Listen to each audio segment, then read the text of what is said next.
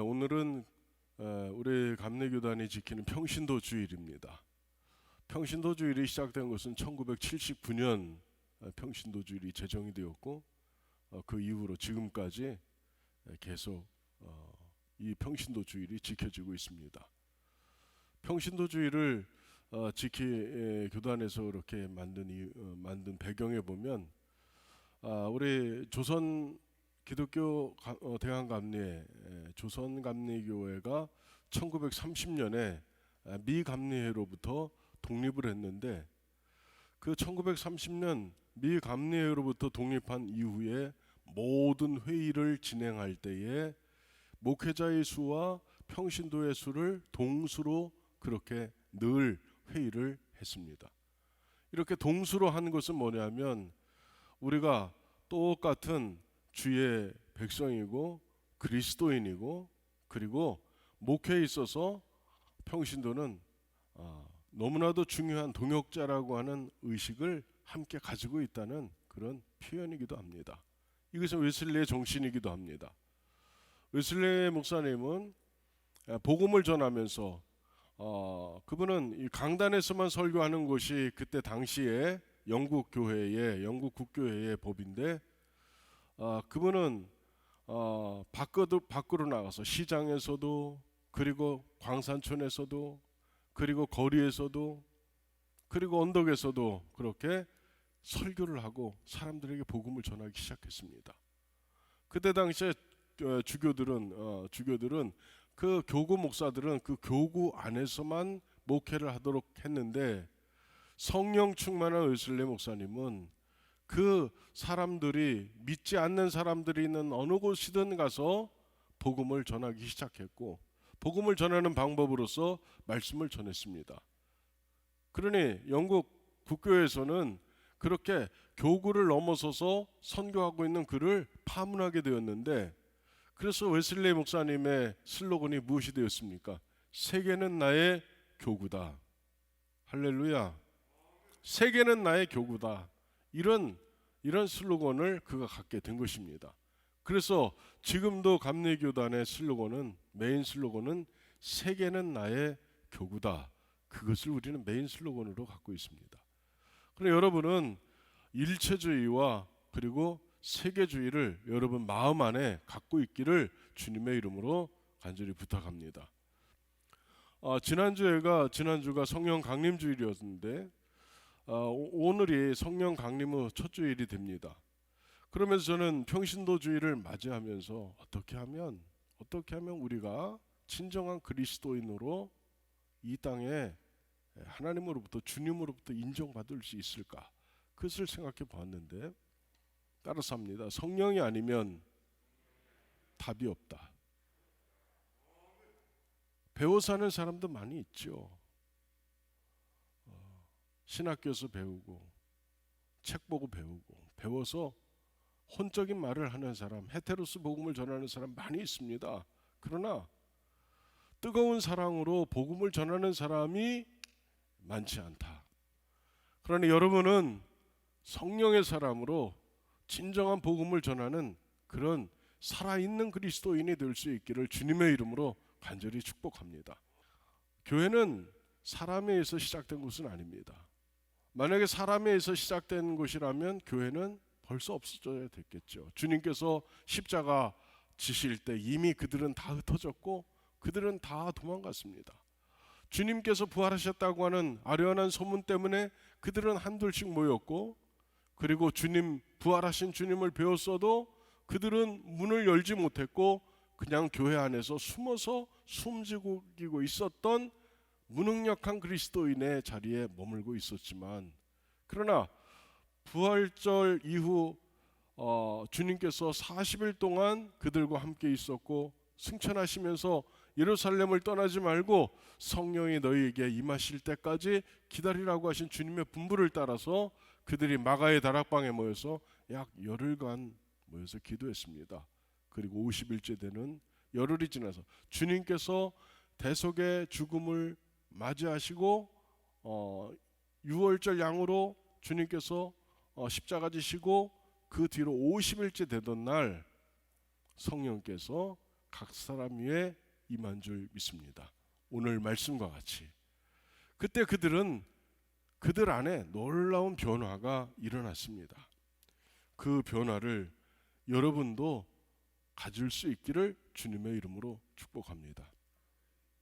우리는 모두 성령을 경험한 사람들입니다. 아멘이죠? 자, 옆 사람 봅니다. 성령이 계시죠? 네, 성령 충만하죠.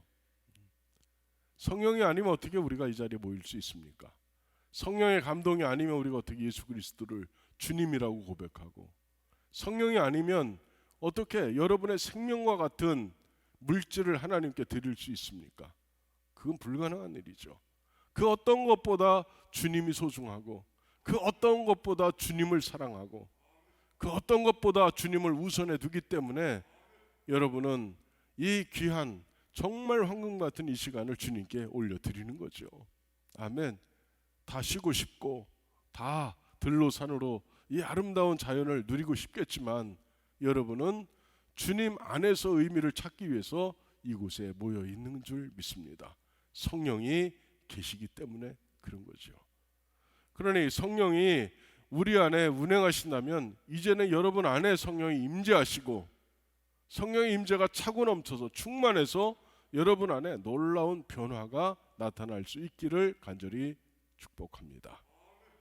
그래서 첫 번째는 뭐가 변해야 될까요? 첫째, 따라서 합니다. 첫째, 언어의 변화. 네, 말이 바뀌어야 되겠죠. 여러분의 말은 사람의 말이 아니라 주님의 말씀이 될 수 있기를 간절히 바랍니다. 베드로가 이렇게 말합니다. 주여, 이곳이 좋습니다. 내가 이곳에 초막 셋을 짓겠습니다. 하나는 주님을 위해서, 하나는 엘리야를 위해서, 하나는 모세를 위해서 하겠습니다. 그때 주님께서 내려가자 말씀하시는 거죠. 너 왜 쓸데없는 소리 하고 있느냐, 그런 말씀이죠. 베드로가 또 주님께서 인자가 고난을 받고 3일 후에 부활할 것을 말씀했을 때 주님께 절대로 그런 일이 일어나면 안 됩니다. 주님께서 왜 그런 죽음을 당해야 합니까? 그렇게 말씀을 주님께 전할 때 주님께서 뭐라고 말씀하십니까? 사탄아, 물러가라, 이렇게 말씀하시는 거죠. 여러분, 베드로 같은 경우 성령 임하시기 전에, 성령의 임재 전에 베드로는 늘 인간적인 생각에서, 인간적인 수준에서, 인간적인 언어를 넘어서지 못합니다. 하나님의 역사 그 안에 없습니다. 주님을 위해서 무언가를 한다고 하지만 그러나 그 안에는 누구를 위한 일입니까? 자기 자신을 위한 범주에서 넘어서지 못합니다. 그런데 성령이 임하신 이후에 베드로는 오늘 말씀 보면 사도행전 2장 14절로부터 쭉 이어지는 것이 베드로의 오순절 설교인데, 3,000명이나 회개하고 돌아오게 했던 그 오순절 설교는 오직 누구의 말씀만 전했습니까? 예수님의 말씀만 전하는 거예요. 예수에 관한 말씀만 전하는 것입니다. 하나님의 역사만 전하는 것입니다. 이것이 바뀐 거죠. 여러분, 우리가 사람의 말을만 하는 사람이 아니라, 여러분, 사람의 말이 아니라 성령의 언어를 말할 수 있는 여러분 되시기를 주님의 이름으로 축복합니다. 우리의 말에는 성령의 언어가 담겨 있어야 한다. 그래서 오늘 4절에 보면, 2장 4절에 보면 성령이 말하게 하심을 따라 말하기를 시작했다, 그렇게 되어 있습니다. 여러분 스스로 생각 속에서 나오는 말이 아니라 성령께서 여러분에게 넣어주시는 말씀이 여러분의 입을 통해서 선포되어질 수 있기를 주님의 이름으로 축복합니다. 그것이 우리들의 언어가 되어야 될 줄 믿습니다. 언어의 변화 두 번째를 이야기하고 싶은 것은 저주의 말에서 사랑의 언어로 바뀌어야 되는 거죠. 저는 늘 사람의 말은 꼬여 있으면 안 된다, 사람의 말은 반듯해야 된다, 저는 그렇게 늘 생각합니다. 여러분의 말을 한번 생각해 보시기 바랍니다. 자, 이렇게 말합니다. 이렇게 하니까 참 좋더라고. 그래, 참 좋네. 이걸로 끝나는 거죠. 참 좋네. 그래, 훌륭해. 이걸로 마치면 되는 것입니다. 그런데 꼭 이렇게 말하는 사람이 있지. 그런데 한번 꼽니다. 그것만 있는 건 아니야. 한 번씩 꽂죠. 비틀고 꽂죠. 좋은 쪽을 이야기하면 나도 그곳에 동의해. 참 좋은 생각이야. 한번 해봐. 주님께서 도와주실 거야. 할렐루야. 이렇게 얘기해야 되는데, 야, 네가 모르는 면도 있어. 꼭 그런 것만 아니야. 그래서 사람의 용기를 꺾고 의지를 꺾어 놓는 그런 사람도 있습니다. 여러분의 말은 비틀린 말이 아니라 반듯한 말이 될 수 있기를 간절히 바랍니다. 아니면 아니라고 하고 맞으면 맞다고 얘기할 수 있는 반듯한 말이 우리에게 있어야 하는 것입니다. 그런 언어를 사용할 수 있는 사람은 오직 성령의 사람입니다. 그 사람의 말은 사랑이 담겨 있어서 그 사람이 잘못된 길로 갈 때는 그 사람에게 교훈하기도 하고 책망하기도 합니다. 다른 사람에게 책망하면 이익이 옵니까? 손해가 옵니까? 이익이 옵니까? 손해가 옵니까? 잘 모릅니다. 안 해봐서. 그런가요? 손해가 오지요. 그렇지만 내가 손해를 입는다 할지라도 그 영혼을 위해서, 그 사람을 위해서 진심을 전할 수 있는 사랑의 언어가 여러분의 언어가 될 수 있기를 주님의 이름으로 간절히 축복합니다. 스데반 집사님은 돌에 맞아 죽어도 오직 주님의 말씀만 전하는 것 아닙니까? 너희들이 잘못했다는 거예요. 너희들이 회개해야 된다는 것입니다. 그들이 분내어서 자기에게 돌을 던지는 순간에도 스데반은 주님의 영광을 바라보고 있습니다. 여러분 안에는 사랑의 언어가 있기를 간절히 바랍니다. 영적 언어가 되어야 된다는 그런 말씀이 되는 거죠. 언어의 변화 세 번째를 말씀드리고 싶은 것은 뭐냐면 능력 없는 말에서 권세 있는 말씀으로의 변화가 있었다는 것입니다. 베드로가 성령의 임재 전에는 베드로의 말을 통해서 변화된 것도 없고 아무 역사도 일어나지 않았습니다. 베드로의 말에는 그냥 우리 다시 물고기 잡으러 가자. 그래서 7명의 다른 6명의 제자들과 함께 베드로가 그들을 데리고 겨우 간 곳이 어디냐면 디베라 바닷가 갈릴리 바다에 가서 다시 그물 던져서 고기 잡는 일만 하고 있습니다. 지금 뭐 해야 되는데? 부활하신 주님을 전해야 되는데 지금 베드로가 하는 일은 다시 고기 잡는 일로 돌아갔다는 말씀이 되는 거죠. 그러나 성령이 베드로에게 임했을 때에, 성령이 임재하고 난 다음에 베드로는 선포자가 된 줄 믿습니다. 성전으로 올라갈 때에 나면서 안진뱅이 된 자가 구걸할 때에 내게 은과 금은 없거니와 내게 있는 것으로 내게 주노니 곧 나사렛 예수의 이름으로 일어나 걸으라, 이렇게 말씀을 전했을 때에 안진뱅이가 일어난 놀라운 역사가 일어나는 것입니다. 여러분, 여러분의 언어는 사람의 말이 아니라 그냥 무능력한 말이 아니라 능력의 언어가 될 수 있기를 주님의 이름으로 축복합니다. 사람을 바꿀 수 있는 말, 그 인생을 바꿀 수 있는 말이, 언어가 여러분의 말을 통해서 나타나기 위해서는 여러분 안에 누가 임해야 되는 것입니까? 성령이 오셔야 되는 거죠. 여러분 안에 성령이 오셔서 그런 놀라운 변화를 여러분의 삶 가운데 나타내기를 주님의 이름으로 축복합니다. 따라서 합니다. 말을 바꾸자. 여러분 말을 바꾸시기를 축복합니다. 두 번째는 행동의 변화입니다. 말이 바뀐 사람은 행동이 바뀌는 거죠. 사도행전 2장 14절에 보니까 베드로가 11사도와 함께 서서 소리를 높여 이르되 유대인들과 예루살렘에 사는 모든 사람들아, 이 일을 너희로 알게 할 것이니 내 말에 귀를 기울이라. 말도 못하던 교회가 선포하는 교회로 바뀌었습니다. 여러분, 우리 교회 성령이 충만합니까? 한 6사람만 성령이 충만하고, 여러분 안에 성령이 계십니까? 내 안에 성령이 계십니까? 성령이 계셔야 되겠죠. 성령이 계시지 않는 교회는 절대로 저 문 밖에 나가서 예수의 복음을 전하지 못합니다. 부활하신 주님의 증인이 되지 못합니다. 그러나 성령이 임재하신 교회는 하나님의 말씀을 선포합니다. 죽어가는 영혼을 살리는 능력 있는 교회가 되는 것입니다. 만약에 여러분이 이웃에게 복음을 전하고 있다면 여러분 안에는 성령이 계시는 것입니다. 그러나 여러분이 이웃에게 복음을 전하지 못하고 있다면 여러분은 이미 성령의 사람이 아닙니다. 성령의 사람이 되었다고 하는 것의 증명을 여러분 스스로가 지금 하고 있는 것입니다.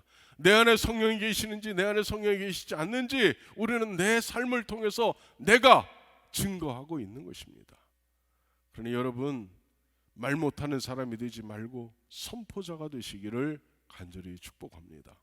만나는 사람마다 기도하고, 만나는 사람에게 복음을 전하고, 만나는 사람에게 사랑을 전하고, 여러분의 온기를 전하시기 바랍니다. 누구를 통한 사랑입니까? 누구를 통한 섬김입니까? 누구를 통한 온기입니까? 예수 그리스도의 영, 성령이 내게 임재했을 때 나타나는 그런 뜨거움이 그런 것입니다. 여러분, 웨슬리 목사님을 보면 올모스트 크리스찬에서 올투게더 크리스찬으로 바뀌어진 변화된 계기가 있었다면 그것은 성령의 임재였습니다.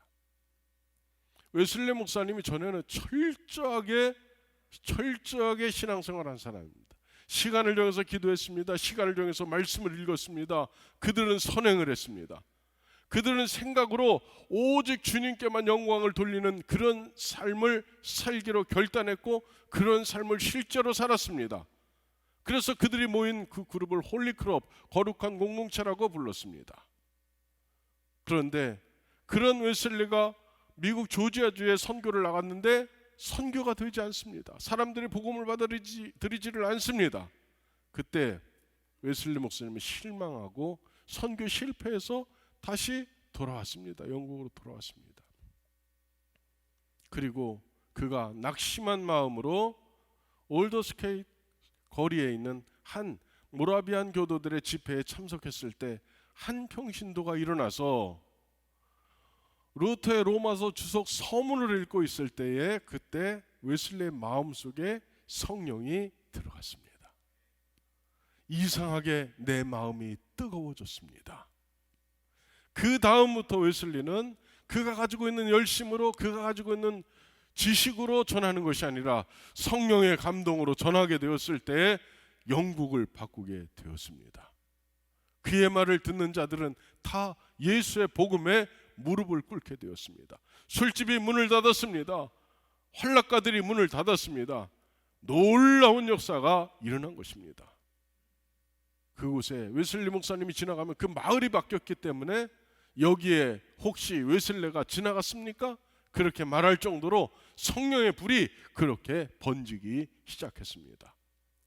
여러분, 올머스트 크리스찬은 거의 그리스도인을 이야기합니다. 거의 그리스도인.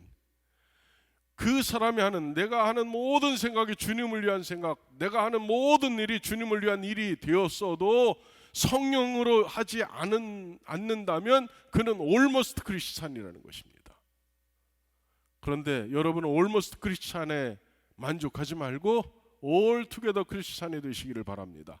다시 말해서 성령의 사람이 될 때에만 그는 예수 그리스도와 연합된 자가 된다는 말씀이 되는 것입니다. 그러나 여러분은 여러분 안에 주의 성령이 임재해서 성령의 능력으로 행하는 그런 그리스도인이 되시기를 주님의 이름으로 간절히 축복합니다. 듣고 보니까 almost 크리스찬, 거의 그리스도인도 이것도 보통 어려운 게 아닙니다. 그런데 진정한 거듭난 그리스도인이 되기 위해서는 성령이 역사하시지 않으면 불가능합니다. 그러나 여러분은 거듭난 그리스도인이 되시기를 간절히 바랍니다. 행동의 변화는 자신을 위한 삶에서 주님과 이웃을 위한 삶으로 바뀌어지는 것입니다. 그러나 여러분은 이기적인 삶에서 이제는 진정으로 헌신과 희생이 가능한 이타적인 삶, 주님과 이웃을 사랑하는 삶이 여러분의 삶이 되시기를 주님의 이름으로 축복합니다. 아멘. 할 수 있겠죠. 사람을 위해서 일하는 교회가 아니라 하나님의 일을 하는 교회로, 사람의 일을 하는 교회가 아니라 하나님의 일을 하는 교회가 될 수 있기를 주님의 이름으로 축복합니다. 여러분, 교회에서 왜 교육시킵니까? 교회에서 왜 친교합니까? 교회에서 왜 구제합니까? 교회에서 왜 봉사합니까? 무엇을 위해서 이 모든 것을 하는 것입니까? 오직 예수 그분을 전하기 위해서 이 모든 것을 하는 것입니다. 다른 것 때문에 하는 것이 아닙니다. 교회는 자선단체가 아닙니다. 교회는 교육집단이 아닙니다. 교회는 사교 클럽이 아닙니다. 교회는 오직 복음을 전하는 선교하는 곳이 교회인 줄 믿습니다. 그러나 여러분도 교회 복음, 오직 예수 그리스도의 복음을 전할 수 있는 여러분의 모든 행위가 될 수 있기를 축복합니다. 그런 행동의 변화가 나타나기 위해서 우리는 반드시 성령의 사람이 되어야 하는 것입니다. 여러분, 마지막으로 여러분의 간곡하게 부탁합니다. 우리 교회 변화된 교회가 될 수 있기를 축복합니다. 사도행전 2장 41절에 보니까 그 말을 받은 사람들은 세례를 받음에 이날에 신도의 수가 3,000이나 더하더라. 여러분, 교회가 3,000이나 더했다. 뭘 얘기하고 있습니까? 교회 숫자가 많아졌다, 교회가 큰 교회가 되었다, 이게 아니고 교회가 드디어 복음을 전하는 능력 있는 교회가 되었다는 것을 말하고 있는 것입니다. 여러분, 교회 나오지 않아도 괜찮습니다. 그러나 예수는 꼭 믿어야 합니다. 우리는 모두 어떤 한 건물에 모이는 사람이 되지 않는다 할지라도 우리는 오직 예수의 이름 안에 있어야 되고, 우리는 오직 예수의 생명 안에 있어야 되고, 우리는 오직 예수의 영 안에 있어야 하는 것입니다.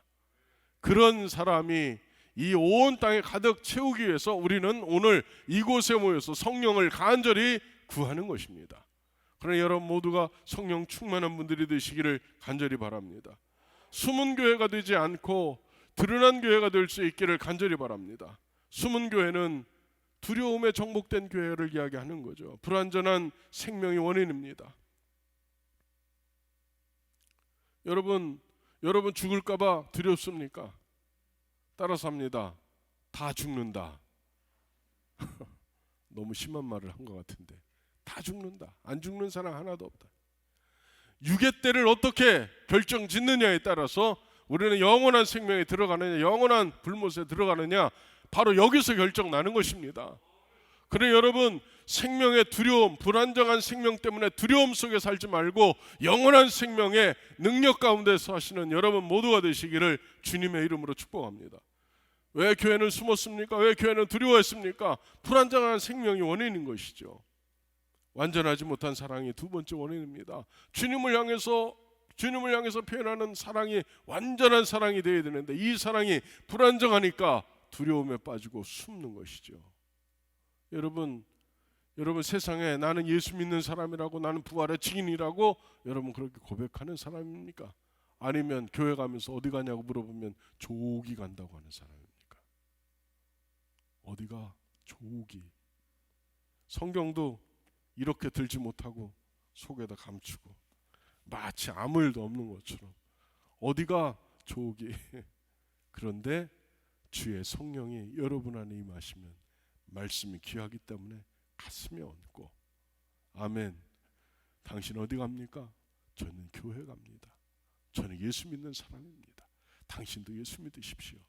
이렇게 되는 것이죠. 여러분, 숨은 교회는 많습니다. 그러나 세상을 바꾸는 교회는 드러난 교회입니다. 그러나 여러분은 말 아래 감춘 그런 등잔이 되지 말고 등경 위에 올려놓은 등잔이 되시기를 주님의 이름으로 축복합니다. 거듭나지 못한 육의 사람은 언제나 숨은 교회의 원인입니다. 그러니 여러분은 그냥 교회만 다니는 교인으로 머물지 말고 만족하지 말고 여러분 안에 주의 성령이 임하는 성령의 사람이 되고 그리스도인이 되시기를 주님의 이름으로 간절히 축복합니다. 드러난 교회로의 변화가 우리에게 있어야 되는 거죠. 세상을 향해서 빛을 비추는 교회가 여러분인 줄 믿습니다. 여러분은 영생의 소유자고, 그리고 여러분은 주님을 향한 사랑의 증명을 보인 성도입니다. 또 여러분은 성령께서 내주하시는 영의 사람인 줄 믿습니다. 그럼 여러분 성령 충만해서 이렇게 드러난 교회가 되시기를 간절히 바랍니다. 말이 바뀌시기 바랍니다. 여러분의 행동에 변화가 있기를 바랍니다.